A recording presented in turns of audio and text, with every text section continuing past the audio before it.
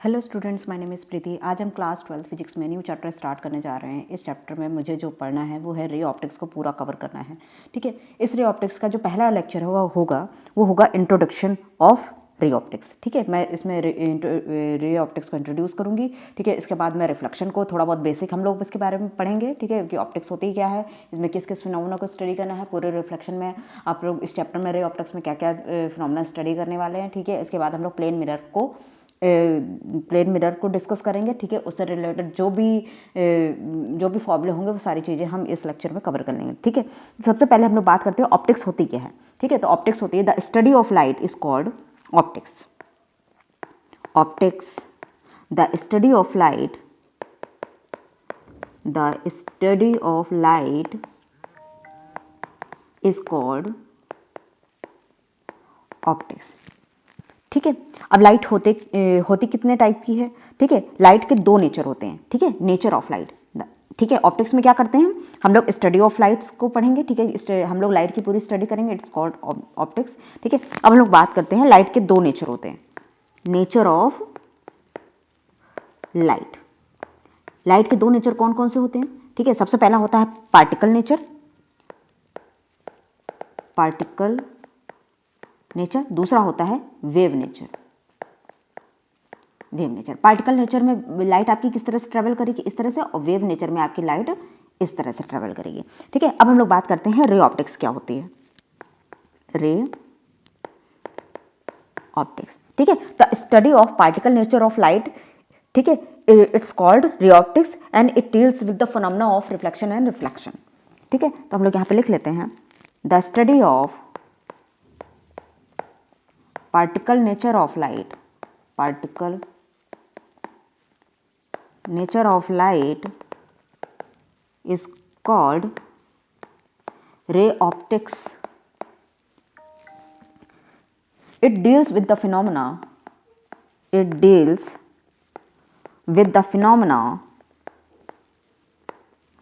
like reflection and refraction. ठीक है, particle nature में हम इन टू फिनोमेनास को स्टडी करने वाले हैं। पहला होगा रिफ्लेक्शन, दूसरा होगा रिफ्रैक्शन। अब जो दूसरा नेचर होता है वो होता है वेव ऑप्टिक्स। इसमें हम किस किस फिनोमेना को स्टडी करने वाले हैं इसके बारे में हम लोग बात कर लेते हैं। ठीक है, वेव ऑप्टिक्स क्या होती है। The study of wave nature of light is called wave optics. Optics, it deals with the phenomena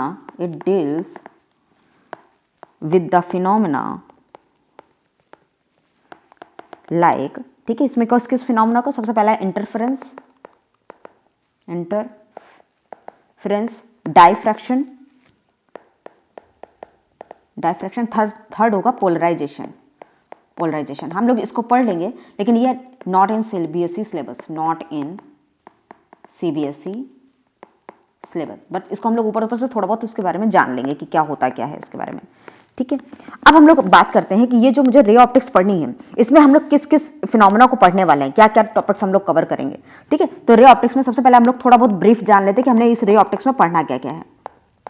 ray optics, इसमें हम लोग सबसे पहले जो पढ़ेंगे रिफ्लेक्शन थ्रू प्लेन मिरर और स्फेरिकल मिरर। इसमें मुझे ऑलमोस्ट 2 लेक्चर लगेंगे और ये फिनिश हो जाएगा। ठीक है, नेक्स्ट जो फिनोमेना हम लोग पढ़ने वाले हैं वो है रिफ्रैक्शन। ठीक है, थर्ड होगा मेरा टोटल इंटरनल रिफ्लेक्शन, कॉम्बिनेशन। फिर फोर्थ हमारा टॉपिक होगा combination of lenses and mirror, combination of lenses and mirrors. ठीक है, नेक्स्ट टॉपिक होगा मेरा जो प्रिज्म। लास्ट होगा मेरा optical instrument like simple microscope, compound microscope,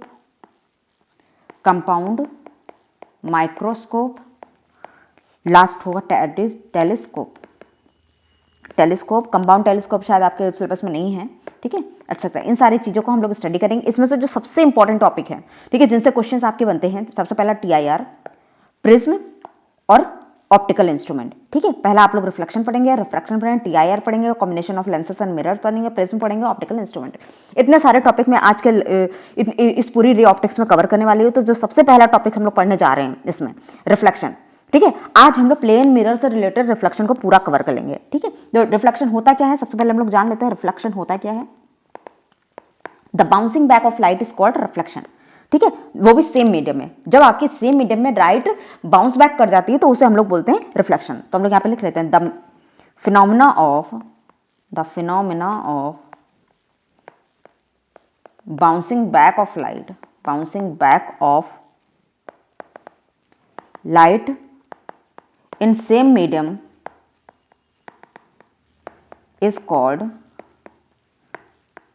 reflection. ठीक है, सेम मीडियम में जब आपकी लाइट रिफ्लेक्ट कर जाएगी तो उसे हम लोग बोलते हैं रिफ्लेक्शन। ठीक है, अब इसका अगर मुझे बनाना हो, सपोज ये आपका कोई मिरर है। ठीक है, सबसे पहले मिरर में हम लोग बना लेते हैं normal. This is a normal. ठीक है, अब सपोज ये आपकी इंसिडेंट रे है।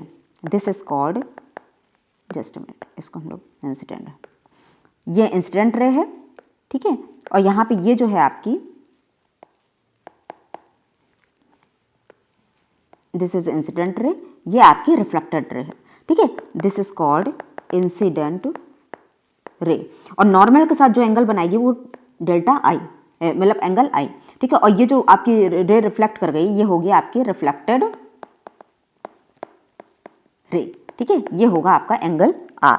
ठीक है, ये आपकी रिफ्लेक्टेड रे होगी, ये आपका नॉर्मल होगा।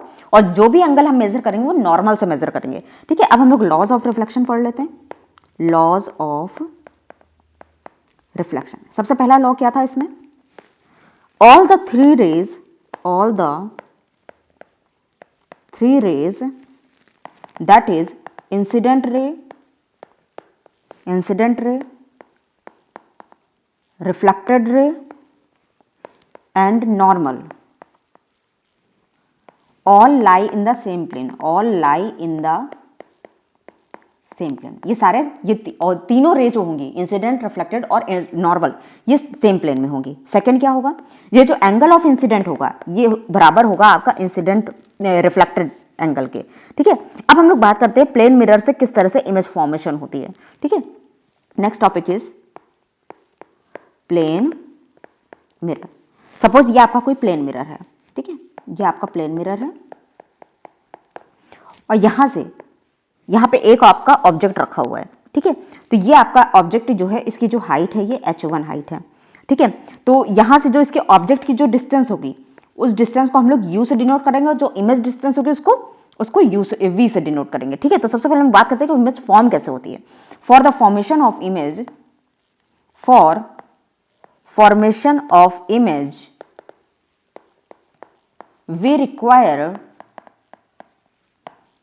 2 रेज। ठीक है, एटलीस्ट मुझे 2 रेज चाहिए। ठीक है, तो सबसे पहले मैंने क्या किया, मैंने एक रे को क्या किया, परपेंडिकुलर मैंने फॉल करा दिया। ये मैंने परपेंडिकुलर फॉल करा दिया।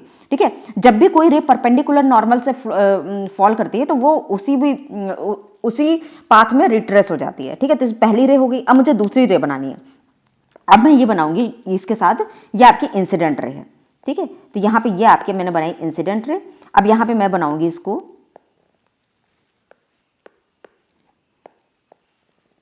ये आपकी इंसिडेंट रे है और ये आपके बनाई मैंने रिफ्लेक्टेड रे। ठीक है, ये इंसिडेंट रे है, ये आपके रिफ्लेक्टेड रे है। तो इसका जो एंगल होगा ये आपका होगा एंगल आई और ये जो एंगल होगा ये होगा आपका आर। ठीक है, तो देखिए यहाँ पे जो इसका रिफ्लेक्टेड रे का एंगल था वो 0 था। ठीक है, यहाँ पे रिफ्लेक्टेड का कुछ एंगल है। मुझे ये जो रिफ्लेक्टेड रे है इन्हीं को मीट कराना है। तो ये रियल में तो कभी मिलने वाली है नहीं। देखिए ये यहाँ से तो कभी नहीं मिलने वाली। ठीक है, तो मुझे इसको क्या करना पड़ेगा, पीछे एक्सटेंड करके इसको मीट कराना पड़ेगा। तो हाउ यू विल, तो यहाँ पे हम लोग इसको कैसे मीट कराएंगे, यहाँ पे हम लोग कुछ इस तरह से मीट कराएंगे। इसको आपने इस तरह से एक्सटेंड करना है और ये आपकी, जब किसी रे को मुझे एक्चुअल मतलब जबरदस्ती मीट कराना पड़ जाए। ठीक है, मैं किसी भी रे को जबरदस्ती मीट करा दूं तो वो कुछ इस तरह से फॉर्म हो जाएगी मेरी। ठीक है, यहाँ पे देखिए मैंने इसको क्या किया, देखिए जो ऑब्जेक्ट की हाइट होगी वही इमेज की भी हाइट होगी। या आपकी ऑब्जेक्ट की हाइट है या आपकी इमेज की हाइट है, और जो इसकी डिस्टेंस होगी वो होगी v। यह आपका पूरा रे डायग्राम है, ठीक है। अब यहाँ पे आपने एक लॉ आपने और पढ़ा कि सपोज ये आपका कोई मिरर है, अगर कोई लाइट किसी भी मिरर के परपेंडिकुलर पड़ जाती है तो उसी पाथ में रिट्रेस हो जाती है, और इसका एंगल ऑफ इंसिडेंस आपका 0 होता है, एंगल ऑफ रिफ्लेक्शन वो भी आपका 0 होता है, ठीक है। तो यहाँ पे आपका 0 हो जाएगा। ये दोनों बातें आपको है। अगर कोई रे परपेंडिकुलर फॉल होती किसी भी मिरर पे तो उसका angle of incident, angle of reflection दोनों 0 होता है, ठीक है। तो हम यहाँ पे हम लोग लिख सकते हैं a ray that perpendicular to the mirror will retrace its path, ठीक है, अपने ही पाथ को रिट्रेस कर लेगी, ठीक है। तो यहाँ पे आपने ये देखा कि यहाँ पे जो मैंने रे को यहाँ पे परपेंडिकुलर फॉल कराया तो ये अपने पाथ पे रिट्रेस कर दिया, फिर मैंने एक दूसरी रे को किसी एंगल पे फॉल कराया तो उसी एंगल पे सेम मीडियम में रिफ्लेक्ट हो गई। इसको जब मैंने एक्सटेंड कराया तो मुझे इमेज मिल गई, ठीक है। अब इमेज कैसे फॉर्म होगी, image of plane mirror. Next is image of plane mirror, ठीक है। अब मैं कैसे बताऊंगी कि ये जो इमेज बनी ये मेरी वर्चुअल है या रियल इमेज है। If rays actually meet forms real image, ठीक है। If rays don't meet, doesn't meet, need to extend form virtual image, ठीक है। तो किस तरह से इमेज आपकी फॉर्म होगी, ठीक है। तो यहाँ पे आप ये देखिए कि जब हमारी इमेज एक्चुअली मीट करती है तो वो रियल इमेज होती है। जब मुझे किसी भी इमेज किसी भी रे को मीट कराना पड़ जाता है जब एक्सटेंड करके तो वो बनाती मेरी वर्चुअल इमेज, ठीक है। तो यहाँ पे ये हमारी बनेगी यहाँ पे virtual image. This is virtual image, this is real image, this is second topic, ठीक है। तो यहाँ पे मैंने अच्छा यहाँ पे मैग्निफिकेशन की बात कर लेते हैं, क्योंकि मैंने ये देखा कि यहाँ पे इमेज की जो हाइट है वो ऑब्जेक्ट की हाइट के दोनों के बराबर है। तो इसका मैग्निफिकेशन कैसे होगा, h आपकी इमेज की हाइट, ठीक है, आपकी इमेज की हाइट ऑब्जेक्ट की हाइट से कितनी मैग्नीफाइड है, ठीक है। तो उसी को हम लोग बोलते हैं, लेकिन ये दोनों बराबर है तो इसका मैग्निफिकेशन हो जाएगा 1, which is m is positive for plane mirror, ठीक है। तो m आपको ऐसे डिफाइन है, this is the magnification, m is magnification, ठीक है। आपकी इमेज कितनी मैग्नीफाइड है आपके ऑब्जेक्ट की हाइट से, ठीक है, ये हमें बताता है m, ठीक है। This is the magnification. तो इसका प्लेन मिरर में जो मैग्निफिकेशन होता है वो होता है पॉजिटिव आपका, ठीक है। अब हम लोग अगले टॉपिक पे बात करते हैं कि डेविएशन क्या होता है, डेविएशन ऑफ रे। Next topic is deviation of रे। अब सपोज ये आपका कोई मिरर पड़ा हुआ है, ठीक है, दिस इज अ मिरर, यह आपका कोई नॉर्मल है, यह आपका नॉर्मल है, आपने कोई इंसिडेंट रे फॉल कराई, इसमें इसका जो एंगल है आई है, ये आपके रिफ्लेक्टेड रे है, ये भी आई है, क्यों, i angle i equal to angle r, तो ये दोनों बराबर होंगी, ठीक है। अब इस रे को एक्चुअली इधर जाना चाहिए था लेकिन ये इधर अपने सेम मीडियम में डेविएट कर गई, तो ये जो एंगल होगा दिस इज कॉल्ड डेविएशन। तो डेल्टा आपका क्या होगा, दिस इज द डेविएशन। मुझे इसी को फाइंड आउट करना है, ठीक है, क्योंकि ये हमने कैसे निकाला, लॉस ऑफ रिफ्लेक्शन के थ्रू, लॉस ऑफ रिफ्लेक्शन।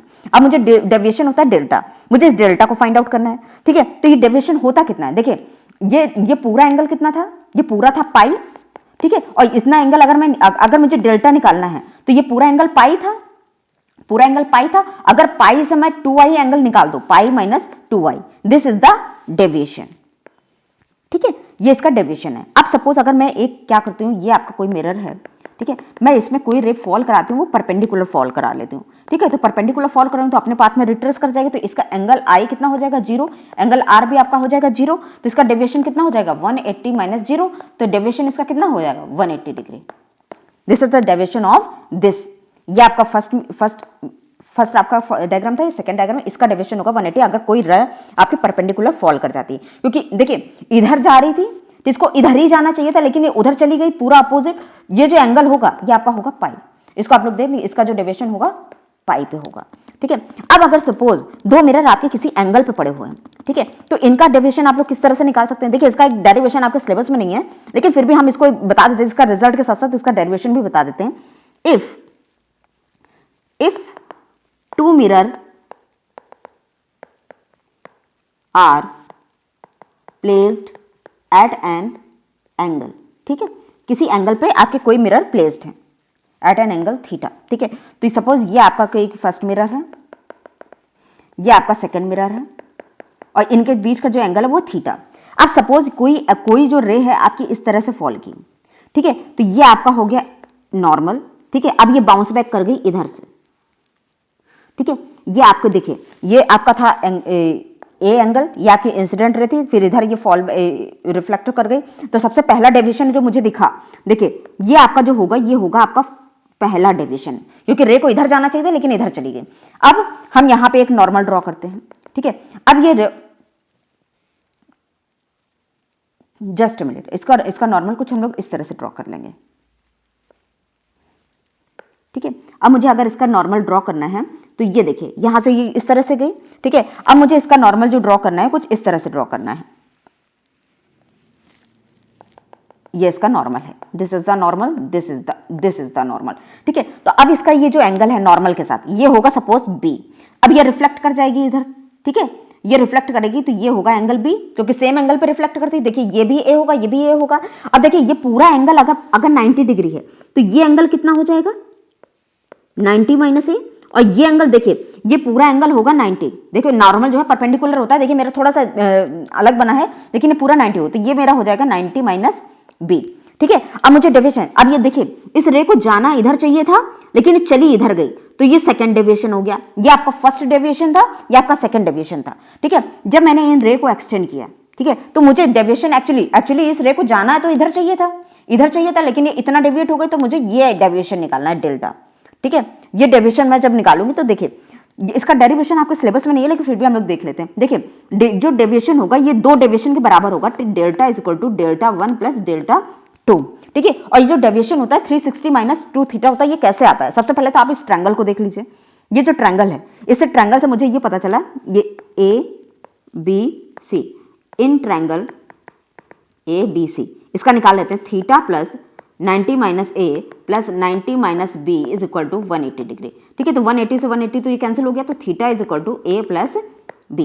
सबसे पहली चीज आप लोगों ने ये निकाल दी, ठीक है। अब हम लोग इसमें ये देख लेते हैं कि ये दो एंगल हैं, ये जो आपका देखिए ये deviation plus 2a, delta 1 plus 2a is equal to 180 degree, और डेविएशन इसका निकाल लीजिए, ये पूरा कितना हो गया, ये भी 180 डिग्री हो, delta 2 plus 2b is equal to 180 degree, ठीक है। तो अब आप इसमें क्या करेंगे, इनको जब ऐड कर देंगे by adding first equation second equation, by adding delta 1 plus delta 2 plus 2a plus b is equal to 360 degree. तो delta 1 plus delta 2 is equal to 360 minus 2a plus b आपका कितना है थीटा, तो 360 minus 2 theta, delta 1 plus delta 2, और delta 1 plus delta 2 क्या है, delta 1 plus delta 2 is equal to delta जो total deviation है, तो टोटल डेविएशन कितनी हो गई 360 minus 2 theta. This is the most important, ये आपको रिजल्ट बहुत अच्छे से याद रखना है, ठीक है। इसको आप लोग डायरेक्ट अप्लाई करेंगे अगर कोई आ जाता है क्वेश्चन आपके पास, ठीक है। तो ये इसका हो गया डेरिवेशन, ठीक है। अब हम लोग बात करते हैं number of image. Next topic is number of image. ये आप लोग किस तरह से निकालेंगे, सपोज आपके कोई दो मिरर हैं जो किसी एंगल पर प्लेस्ड हैं, ये आपके दो मिरर हैं जो एक एंगल पे प्लेस्ड है थीटा, ठीक है। तो नंबर ऑफ इमेज आप लोग कैसे निकालेंगे, number of image is equal to n is equal to 360 by theta, ये आपको मेन फॉर्मूला है, ठीक है। अगर यहां पे दो n आया, इफ n इज इवन, तो आपके नंबर ऑफ इमेज कैसे होंगी, number of image is equal to n minus 1। If n is odd, number of image is n, ठीक है। ये दोनों चीजें आपको याद रखनी कि ये आपका फर्स्ट केस है, ये आपका सेकंड केस है, ठीक है। अब सपोज अगर कोई दो मिरर आपके कुछ इस तरह से रखे हुए हैं, ठीक है, ये 60 डिग्री पे रखे हुए हैं। अब मुझे इसकी नंबर ऑफ इमेज निकालनी है, n equal to 360 by theta, ठीक है, तो 360 अपॉन 60, दिस इज 6, ये विच इज कैसा है, इवन, तो इवन की आप लोग इमेज कैसे निकालते हैं, n minus 1, 6 minus 1 is equal to 5 image. अब सपोज अगर कोई मिरर आपके कुछ इस तरह से रखे हुए हैं, देखिए 2 मिरर हैं आपके, अगर इनका जो बीच का एंगल है, ठीक है, ये आपके हैं 40 डिग्री पे, ठीक है, तो अब इसकी नंबर ऑफ इमेज निकालेंगे तो n is equal to 360 by 40, तो ये आपका कितना हो जाएगा 9, 9 कैसा नंबर है, ये दिस इज ऑड, तो ऑड की इमेजेस कैसे होती हैं, सेम होती हैं, n is equal to 9 image, ठीक है। अब यहाँ पे ये देखिए, अगर यहाँ पे एक स्पेशल केस है, मुझे इसको देखना है कि अगर आपको स्पेशल केस यहाँ पे मिल जाता है, if object is separated symmetrically, अगर कोई object, if object is placed symmetrically, ठीक है, और ये n ऑड का केस है, इफ n इज ऑड, ठीक है, if object is placed symmetrically, तो नंबर ऑफ इमेज कितनी हो जाएंगी, ऑड में पहले थी आपकी n नंबर ऑफ इमेज, तो अब नंबर ऑफ इमेज कितनी हो जाएंगी, number of image is equal to n minus 1। अगर कोई जो ऑब्जेक्ट है आपका सिमेट्रिकली प्लेस्ड है, सपोज ये 2 मिरर हैं आपके, ठीक है, इसके बीच का एंगल थीटा, अगर कोई जो ऑब्जेक्ट है आपका यहाँ पे थीटा बाई 2 एंगल पे रखा हुआ है, ठीक है, तो ये सिमेट्रिकली है, ठीक है, लेकिन अगर n आपका ऑड है तो उसकी number of image n minus 1 होगी, ठीक है। अब हम लोग बात करते हैं नेक्स्ट टॉपिक पे, relation between the velocity of object, velocity of image, ठीक है, रिलेशन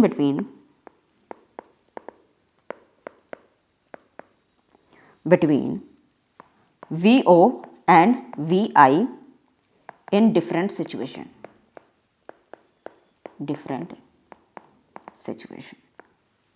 ठीक है। अब सपोज सबसे पहला मूवमेंट हम क्या करते हैं, हम पहले ऑब्जेक्ट को मूव करते हैं। अब सपोज मेरे पास ये कोई मिरर पड़ा हुआ है, मैंने क्या किया, यहाँ पे आपका कोई ऑब्जेक्ट रखा हुआ है, ये कोई आपका ऑब्जेक्ट है, सपोज 20 सेंटीमीटर पे रखा हुआ है, और यहाँ पे जो इसकी इमेज होगी वो होगी 20 सेंटीमीटर पे। अब मैंने क्या किया, ऑब्जेक्ट को मैंने मूव करा दिया 5 सेंटीमीटर, ठीक है, यहाँ पे आपका मूव हो गया, ऑब्जेक्ट आ गया, तो आपकी इमेज जो मूव करी यहाँ से, ठीक है, तो वो आपकी इमेज भी 5 सेंटीमीटर मूव कर गई, ये आपका ऑब्जेक्ट था मूव किया इधर, तो आपकी इमेज भी इधर मूव कर गई, ये आपकी आई डैश हो गई, ये आपका ओ डैश, ऑब्जेक्ट आपने यहाँ मूव करके ले आए, ठीक है। तो आपने ये देखा कि जिस डायरेक्शन में ऑब्जेक्ट आपका मूव कर रहा है उसकी अपोजिट डायरेक्शन में इमेज आपकी मूव कर रही है, तो इसकी जो ऑब्जेक्ट की वेलोसिटी है वो VO है और इमेज की वेलोसिटी है VI। तो आपने यहाँ पे ये देखा कि ये जो VO है ये माइनस टाइम्स ऑफ, क्योंकि अपोजिट डायरेक्शन में मूव कर रही है, तो जब आप किसी ऑब्जेक्ट को मूव करते हैं तो इमेज जो है उसकी अपोजिट डायरेक्शन में मूव करती है, ठीक है। ये तो हो गया आपका पहला केस, जब आपका ऑब्जेक्ट मूव करता है। अब हम लोग सेकंड केस में देखते हैं, केस नंबर 2, जब आपका मिरर मूव कर रहा है, ठीक है, जब आपका मिरर मूव, सपोज ये आपका कोई मिरर है, दिस इज अ मिरर, ठीक है। अब मैंने क्या किया, सपोज यहाँ पे कोई ऑब्जेक्ट आपका इस तरह से रखा हुआ है, ये 50 सेंटीमीटर पे ऑब्जेक्ट रखा हुआ है, 50 सेंटीमीटर पे। अब मैंने क्या किया, इस मिरर को मूव कर दिया मैंने यहाँ पे, जस्ट अ मिनट, यहाँ मैंने इस मिरर को इस तरह से मूव कर दिया। ये मिरर मूव मैंने कितना किया, ये मिरर मैंने मूव किया 20 सेंटीमीटर, ठीक है। तो अब अगर ये 20 सेंटीमीटर पे है मूव किया, तो यहाँ पे ऑब्जेक्ट डिस्टेंस कितनी हो गई आपकी, ये हो गई 30 सेंटीमीटर, तो इसकी इमेज डिस्टेंस कितनी होगी, ये भी 30 सेंटीमीटर होगी, ठीक है। पहले ये क्या था, पहले ये 50 सेंटीमीटर पे ऑब्जेक्ट था, तो यहाँ पे 50 सेंटीमीटर पे ही आपकी इमेज थी, ये आपका u बराबर 50 सेंटीमीटर, तो v बराबर भी आपका 50 सेंटीमीटर ही था, यहाँ पे आपकी इमेज थी। अब क्या हुआ, जैसे ही मैंने पहले इमेज थी यहाँ पे, अब ये देखिए यहाँ पे जब आ गई तो यहाँ पे 30 सेंटीमीटर पे इमेज हो गई, ये टोटल था आपका 70, 50 प्लस 20, मिरर आपका यहाँ से उठ के यहाँ पे आ गया 70 हो गया, तो 70 में जब आप 30 निकालेंगे तो ये बचा हुआ कितना प्लेस बचेगा, ये होगा 40 सेंटीमीटर, ठीक है। तो आपने ये देखा पहले इमेज यहाँ पे थी, अब जो है इमेज मेरी यहाँ पे कितनी सेंटीमीटर शिफ्ट हो गई, मेरी 40 सेंटीमीटर। तो यहाँ पे मैंने देखा अगर मेरा मिरर मूव करता है तो इमेज मेरी कितनी मूव करती है, इमेज मेरी 2 टाइम्स मूव करती है, ठीक है। तो यहाँ पे हम लोग लिख सकते हैं velocity of image is equal to 2 times velocity of mirror, mirror का जस्ट 2 टाइम्स, मिरर आपने 20 सेंटीमीटर मूव किया तो इमेज आपकी कितनी मूव कर गई 40 सेंटीमीटर, ठीक है। तो मिरर के मूवमेंट में आपका ये केस बनता है, ठीक है। तो आज का ये मेरा लेक्चर यहीं पे खत्म होता है। If you like this video please share and subscribe, thank you.